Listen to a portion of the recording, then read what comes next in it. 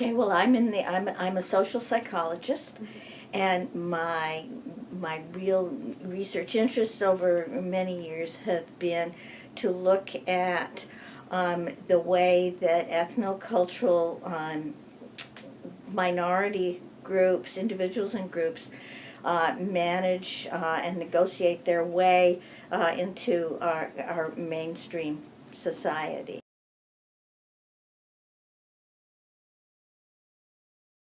I've done a lot of research with First Nations people and how they balance their own indigenous identity and within the larger mainstream European descent society. And then I've done the same. So I teach a course on stereotyping, prejudice, and discrimination.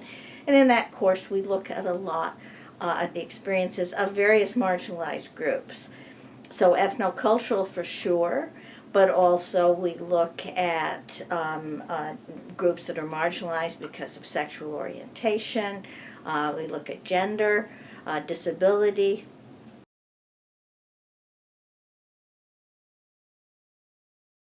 I think that's wonderful. I think that's laudable. Windsorites have always been generous.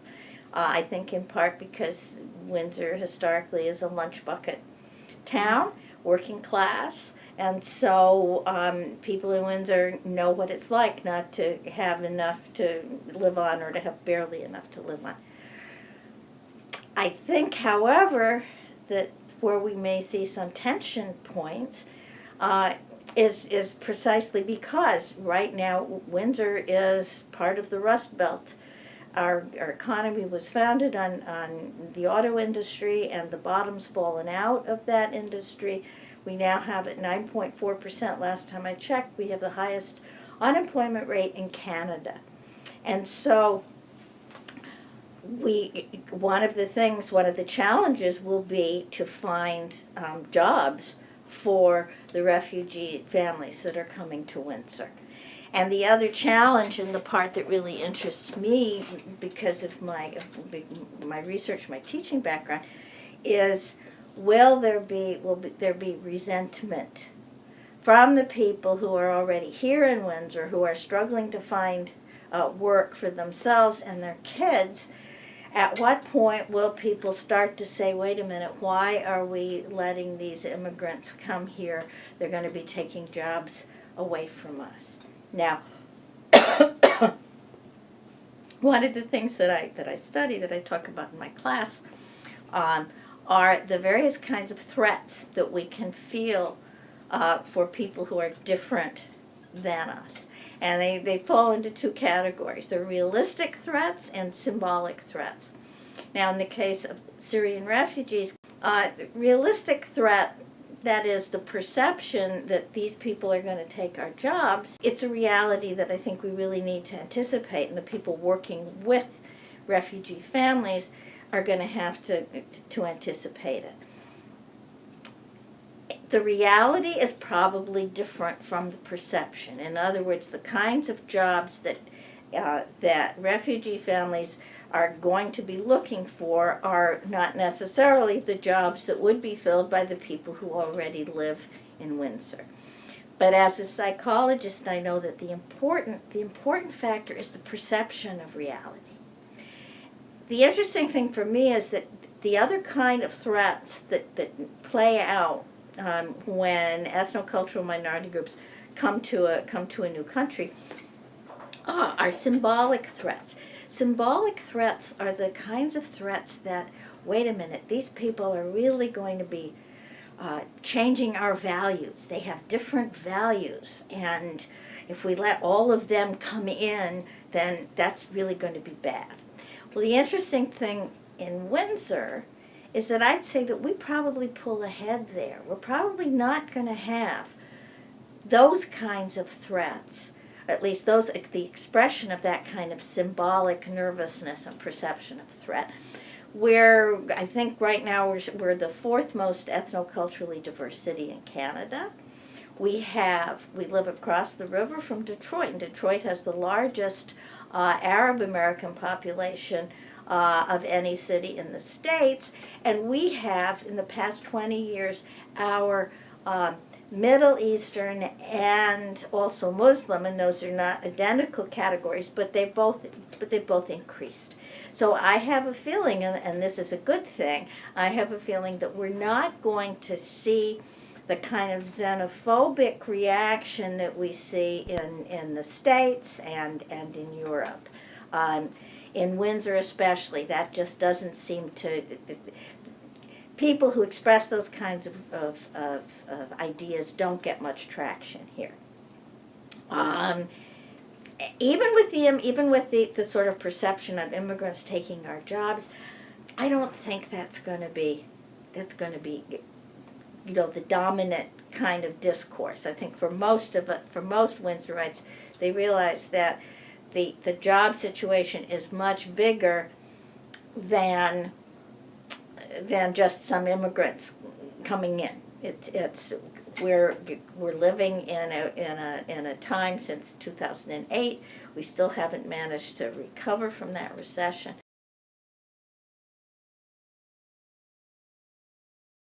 Now, as far as settling in Windsor, I think Windsor's going to be a good place because we already have that cultural diversity. We're used to it.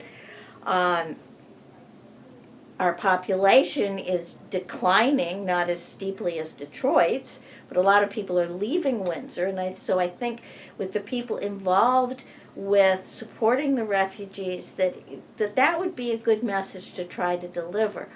That, wow, look at this, we have people who want to come here and contribute to our community, and that would be the sort of positive message. Okay, culture shock. One of the things that we don't realize, we don't pay enough attention to, is that, well, first of all, culture shock is a very real phenomenon.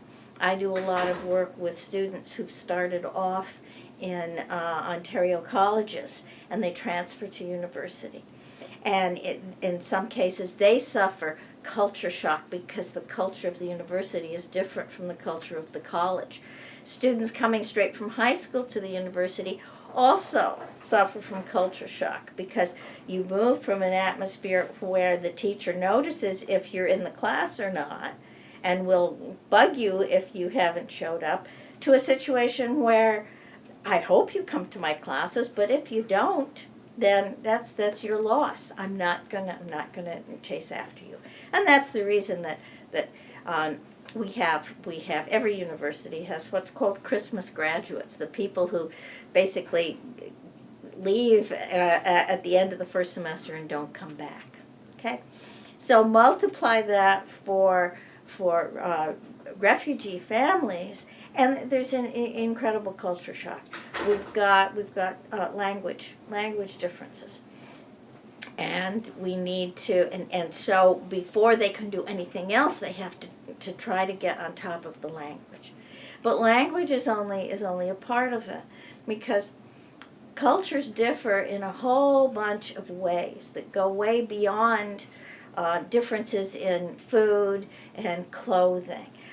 We have different ways of raising our children. We have different approaches to relationships between men and women. One strong difference that we talk about in psychology, is the difference between individualist societies and collectivist societies. North Americans are very individualistic. And I don't know too much about Syria, but from what I've heard and from the students I know that have come from Syria tends to be a more collectivistic kind of society. And that kind of difference, it's interesting because if you ask the person on the street, well, are you individualistic or collectivistic? We don't have an answer for that. We don't think in those terms. And so there are going to, the refugees coming here are going to encounter discomfort, and they're not even going to be exactly sure why they're feeling uncomfortable. What is the source of, I'm just not feeling comfortable in this environment. And similarly, well-meaning Windsor natives are going to be probably do things that inadvertently just clash with the culture that people are bringing with them. The other more proximal, the other more immediate cause for culture shock will be that for some of these families, they've already been dislocated. They've been living in refugee camps for several years. And so they've already suffered trauma that we can only imagine. And so on top of the sort of standard culture shock that you experience, even if you're an absolutely voluntary migrant to a country, these immigrants are involuntary migrants. If they had their way, they would rather still be living at home if only there weren't war and displacement. And on top of that, a lot of mental health issues that we are going to have to recognize and give them help in dealing with.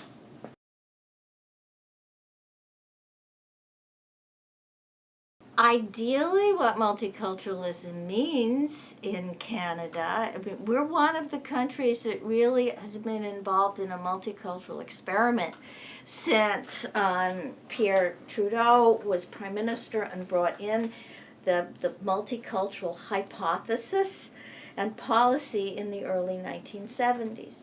And the multicultural hypothesis is the idea that the way that I get people to join in and feel Canadian, part of identify as Canadians, is to allow and in fact encourage their holding on to their own heritage, culture, identity.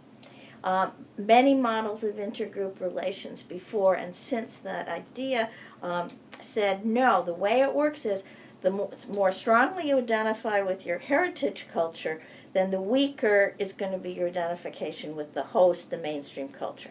So what we had then was an assimilationist melting pot model. It was very popular in the States, still is to a certain extent, which is as much as possible we're going to try to get you to stop speaking your own language, forget your own culture, and become a strong Canadian. Well, what Trudeau advanced and what the Canadian multicultural experiment has been based on is the idea that the best way to foster an inclusive Canadian identity is to, at the same time, encourage diversity. So we're saying diversity and inclusion. We're saying identify and with the values of your heritage culture within the larger host culture. That it's not only possible to maintain both, but it's preferable. Now, does that mean that there are not areas where there are potential cultural clashes? Yes, but the way we work those out is to negotiate them.